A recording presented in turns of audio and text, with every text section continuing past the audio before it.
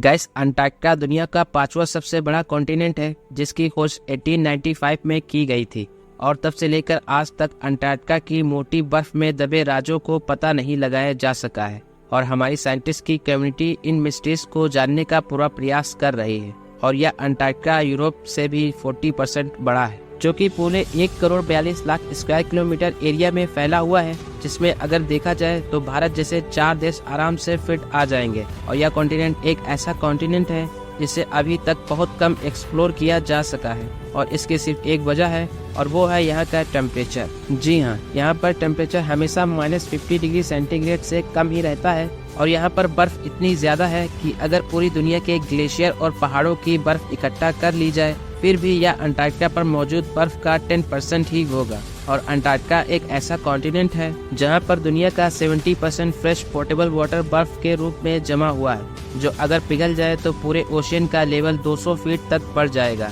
इससे आप अंदाजा लगा सकते हैं कि अंटार्कटिका पर कितनी मोटी आइस शीट जमी हुई है, जो कि कहीं कहीं पर 5 किलोमीटर तक मोटी है। और यह बर्फ आज से नहीं बल्कि लाखों करोड़ों सालों से जमा हो रही है। और पिछले कई सालों में इसी बर्फ में छुपे कई राज साइंटिस्ट ने लगातार रिसर्च करने के बाद जान लिए हैं। और आज भी साइंटिस्ट अपनी जान की बिना परवाह किए अंटार्कटिका पर रहकर यहाँ के हर पोशीदा राज को रिवील करने में लगे हैं, जिसमें से 3 आज हम इस वीडियो में डिस्कस करेंगे। Number 3, pyramids. अंटार्कटिका के बारे में सारे जियोलॉजिस्ट अपनी अलग अलग अवधारणा रखते हैं, जिसमें कुछ जियोलॉजिस्ट मानते हैं कि अंटार्कटिका पर इतनी एक्सट्रीम कंडीशन है और यहाँ पर दिल दहला देने वाला कोल्ड वेदर है, इसलिए यहाँ पर कोई भी सिविलाइजेशन बस ही नहीं सकती थी। और कुछ जियोलॉजिस्ट एलियन जैसी सिविलाइजेशन का हवाला देते हैं। लेकिन सन 2016 में सैटेलाइट के द्वारा अंटार्कटिका पर एक बहुत ही आश्चर्यजनक नज़ारा देखा गया, जिस पर यकीन कर पाना किसी के लिए मुमकिन नहीं था। जी हाँ, अंटार्कटिका पर पिघलती बर्फ में कुछ पिरामिड जैसे स्ट्रक्चर ऊपर उभरते हुए देखे गए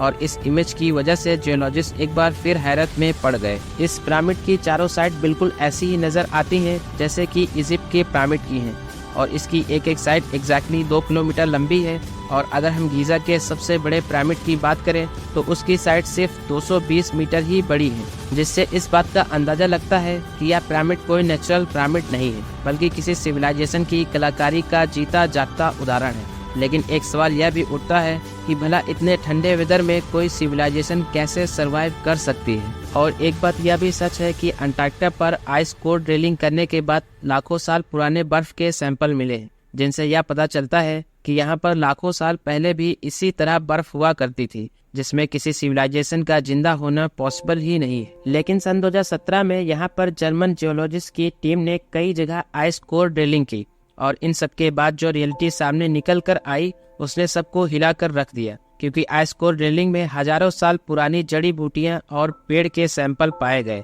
जो कि बर्फ के नीचे दफन थे। और यह पेड़ बिल्कुल ऐसे ही पेड़ थे जैसे कि जंगल के होते हैं। और साइंटिस्ट के एस्टिमेट के अकॉर्डिंग अप्रोक्सीमेटली 11,000 साल पहले लास्ट आइस एज के टाइम पर अंटार्कटिका पर बर्फ नहीं हुआ करती थी और अंटार्कटिका भी नॉर्मल लैंड की तरह हरा भरा हुआ करता था और यहाँ पर तब किसी भी सिविलाइजेशन का होना पॉसिबल हुआ करता था। लेकिन अगर इस पिरामिड की बात की जाए तो इसे सिर्फ सैटेलाइट द्वारा ही देखा गया, किसी ने यहाँ पर फिजिकली जाकर चेक नहीं किया है। Number 2, under ice lakes. Antarctica पर इतना ज्यादा बर्फ है कि हमें इसके सिवा कुछ नजर ही नहीं आता है और यहाँ पर एवरेज बर्फ की मोटाई 2 किलोमीटर तक है। लेकिन आपको जानकर हैरानी होगी कि साइंटिस्ट ने इतनी मोटी मोटी बर्फ की चादर के नीचे कई अंडरग्राउंड लेक्स खोजी हैं और 1970 में रेडार की हेल्प से अंटार्कटिका के नीचे सबसे पहली लेक डिस्कवर की गई थी और यहाँ पर अभी तक अप्रोक्सीमेटली 400 से ज्यादा लेक्स खोजी जा चुकी है, जो कि इतने ठंडे बर्फ में भी फ्रीज नहीं हुई हैं।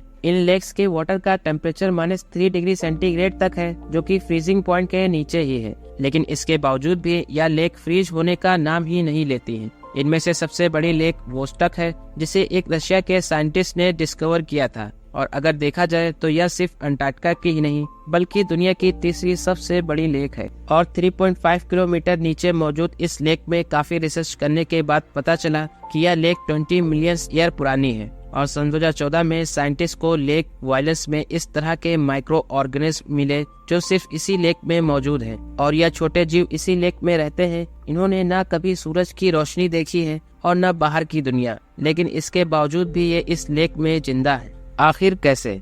एक्सपर्ट का मानना है कि इनके जिंदा रहने का मेन सोर्स जमीन से निकलने वाली मीथेन गैस है। Number 1, mount Erebus. हम सबको पता है कि अंटार्कटिका अर्थ के साउथ पोल पर मौजूद एक ऐसी जगह है जहां पर बर्फ और सिर्फ बर्फ पाई जाती है। और इतने ठंडे कॉन्टिनेंट पर अगर आपसे यह कहा जाए कि कहीं पर आग भी जलती हो सकती है तो शायद आपको यकीन न हो, लेकिन सच भी यही है। जी हाँ, अंटार्कटिका पर कई एक्टिव वॉल्केनोज भी मौजूद हैं। रोस आइलैंड पर 4 वॉल्केनोज पाए जाते हैं, जिनमें से माउंट एरेबस लावा उगलता हुआ एक एक्टिव वॉल्केनो है। यह वॉल्केनो 3800 मीटर ऊंचा है, जो कि पिछले 130 करोड़ सालों से लगातार उबल रहा है और रुकने का नाम ही नहीं ले रहा है। और अंटार्कटिका में इस वॉल्केनो का मौजूद होना किसी अजूबे से कम नहीं है, जो कि इतनी ठंडी जगह पर भी आग के लावा उगल रहा है। और यह वॉल्केनो अंटार्कटिका की ऐसी लोकेशन पर मौजूद है जहां पर पहुंच पाना काफी मुश्किल है। और सन 2013 में कुछ साइंटिस्ट इस वॉल्केनो तक पहुंचने में कामयाब हो पाए थे